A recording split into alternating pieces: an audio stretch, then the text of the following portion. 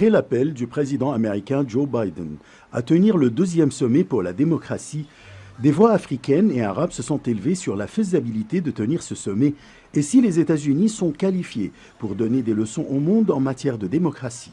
La démocratie n'est pas une ordonnance qu'on prescrit à un malade. La démocratie n'est pas quelque chose qu'on peut importer. Et qui dit pratique quotidienne dit spécificité de chaque peuple, de chaque pays. On ne peut pas dire que la démocratie dite américaine ou occidentale est la plus parfaite.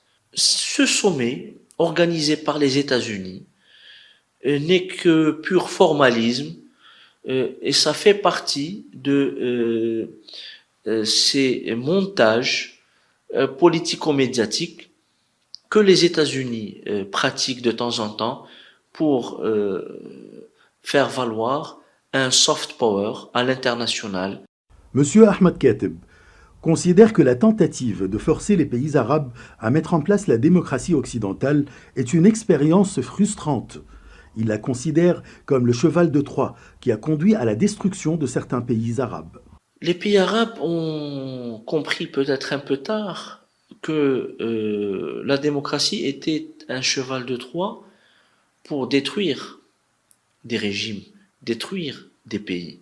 Il y a une déception dans le monde arabe par rapport à la démocratie Made in USA. On l'a vu avec les prétendues libérations de l'Irak après 2003, les discours de George Walker Bush concernant la démocratisation de l'Irak.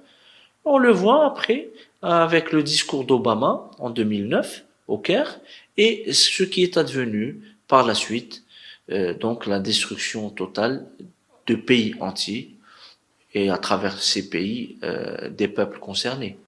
Imposer des sanctions par l'Occident contre certains pays arabes sous prétexte de démocratie et de droits de l'homme contribue clairement à la détérioration des conditions des citoyens et n'aide pas à la mise en place d'une véritable démocratie et à la renaissance de ces pays, selon les observateurs. À travers ce concept, on peut tout se permettre. Ce « on » renvoie à l'Occident. On se permet de s'ingérer dans les affaires intérieures des États, on se permet de donner des leçons, on se permet d'intervenir militairement.